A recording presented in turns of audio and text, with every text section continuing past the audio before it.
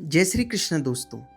जैसा कि पिछली वीडियो में मैंने आपको बताया था कि हम इस चैनल पर श्रीमद् भागवतम को बहुत विस्तार से समझेंगे और अपने जीवन में परिवर्तन लाने का प्रयास करेंगे।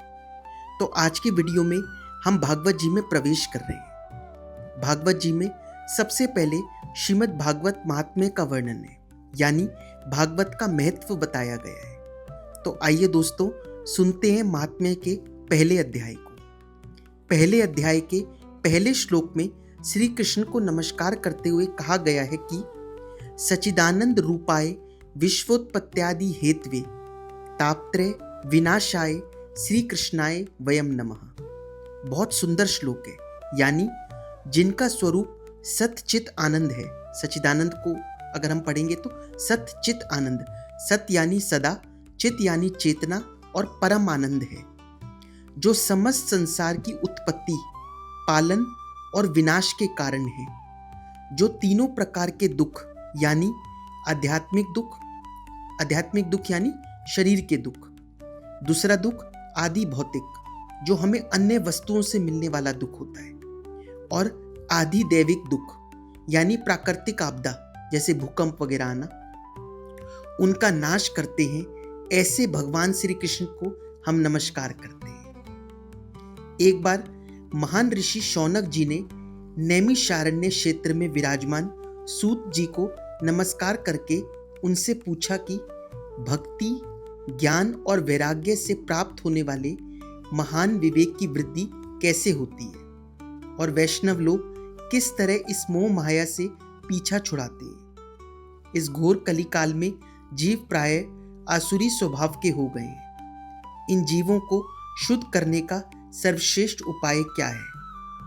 वे आगे कहते हैं कि आप हमें कोई ऐसा शाश्वत साधन बताइए जो सबसे अधिक कल्याणकारी तथा पवित्र करने वाला हो और भगवान श्री कृष्ण की प्राप्ति करा दे। दोस्तों, ये प्रश्न महान ऋषि शौनक जी कर रहे हैं सूत जी से, जिसका उत्तर सूत जी क्या देते हैं वो देखिए।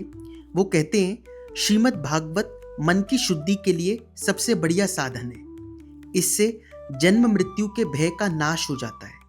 यह कथा जब शुकदेव जी ने राजा परीक्षित को सुनाने के लिए सभा में विराजमान हुए, तब देवता लोग उनके पास अमृत का कलश लेकर आए और शुकदेव जी से बोले कि अमृत तो राजा परीक्षित को दे दीजिए और कथा हमें सुना दीजिए। लेकिन शुकदेव जी ने मना कर दिया। क्यों? क्योंकि कांच रूपी अमृत की मणि रूपी भागवत से कोई बराबरी नहीं है। देखिए, आप समझ रहे हो कि शुकदेव जी ने यह कथा किसको सुनाई थी? राजा परीक्षित को।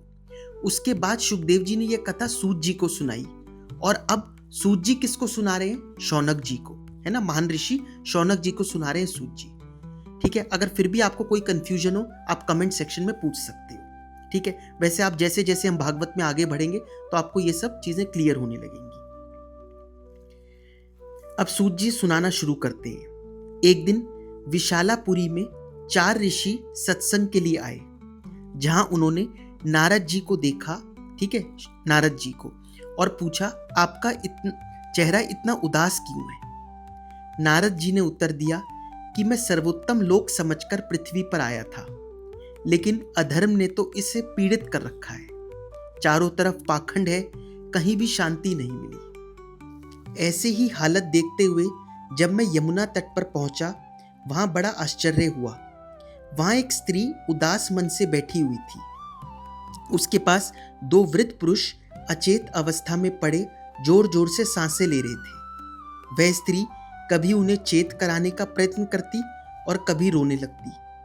उसके आसपास कई अन्य स्त्रियां पंखा झल रही थी। जब मैं उनके पास गया, ये कौन कह रहा है? नारद जी। जब मैं उनके पास गया तो वह महिला खड़ी होकर मुझसे कहने लगी, मेरा सौभाग्य है जो आपके दर्शन हुए। अब आप मेरी चिंता को भी नष्ट कर दीजिए। तो नारद जी ने पूछा, देवी तुम कौन हो और ये दोनों पुरुष तुम्हारे क्या लगते हैं? तुम्हारे पीछे ये महिलाएं कौन खड़ी हैं? विस्तार से मुझे ये सब बताओ। अब स्त्री ने उत्तर दिया कि मेरा नाम भक्ति है। ये दोनों मेरे पुत्र हैं, ज्ञान और वैराग्य। समय के फेर से ये ऐसी जर्जर हालत में हैं। मेरे पीछे खड़ी ये देवियां गंगा जी आदि नदियां हैं जो मेरी सेवा करने आई हैं, परंतु मेरा मन फिर भी अशांत है। कलयुग के प्रभाव से पाखंडियों ने मुझे अंग भंग कर दिया। जब से वृंदावन आई हूं मैं तो सुंदर स्वरूपवती हो गई, लेकिन मेरे पुत्रों की हालत वैसी ही है। अब मैं धरती से जाना चाहती हूँ। अब देखिए नारद जी इसका क्या उत्तर देते हैं। नारद जी ने अपनी ज्ञान दृष्टि से इसका कारण जाना और यह कारण जानकर उत्तर दिया कि यह कठोर कलयुग है। यहाँ सदाचार, योग मार्ग और तप आदि सब लुप्त हो गए हैं। वृंदावन के सहयोग से तुम तो फिर नवीन तरुणी हो गई, परंतु तुम्हारे पुत्रों का यहाँ कोई ग्राहक नहीं है, इसलिए इनका बुढ़ापा नहीं छूट रहा। देखिए वृंदावन आने से भक्ति तो ठीक हो गई, लेकिन ज्ञान और वैराग्य ये कोई लेना ही नहीं चाहता, इसलिए इनकी हालत अभी भी वैसी की वैसी है। समझ में आ रहा है आपको? तो फिर भक्ति बोलती है कि राजा परीक्षित ने इस कलयुग को रहने ही क्यों दिया। अब नारद जी इसका उत्तर देते हैं कि जिस दिन श्री कृष्ण इस भूलोक को छोड़कर अपने परम धाम को पधारे, उसी दिन से यहाँ संपूर्ण साधनों में बाधा डालने वाला कलयुग आ गया। राजा परीक्षित की दृष्टि पड़ने पर कलयुग दीन के समान उनकी शरण में आ गया। तब राजा ने यह निश्चय किया कि इसका वध नहीं करना चाहिए और कलयुग को रहने देना चाहिए। क्यों रहने देना चाहिए कलयुग को? क्योंकि जो फल तपस्या, योग एवं समाधि से भी नहीं मिलता, कलयुग में वह फल श्री हरि कीर्तन से मिल जाता है। ठीक है। फिर नारद जी ने कलयुग की बुराइयां बताई भक्ति को। ठीक है, कलयुग की बुराइयों को बड़े विस्तार से भक्ति को बताया और कहा यह तो इस युग का स्वभाव ही है, इसमें किसी का दोष नहीं। भक्ति को यह सब सुनकर बहुत आश्चर्य हुआ। उन्होंने नारद जी से कहा, आपका आगमन मेरे लिए परम सौभाग्य है। ठीक है, भक्ति माता कहती हैं कि आप सर्व मंगलमय और साक्षात ब्रह्मा जी के पुत्र हैं। मैं आपको नमस्कार करती हूँ। तो दोस्तों, इस प्रकार भागवत महात्म्य का प्रथम अध्याय समाप्त होता है। अगला अध्याय नेक्स्ट वीडियो में। आप सभी को जय श्री कृष्ण।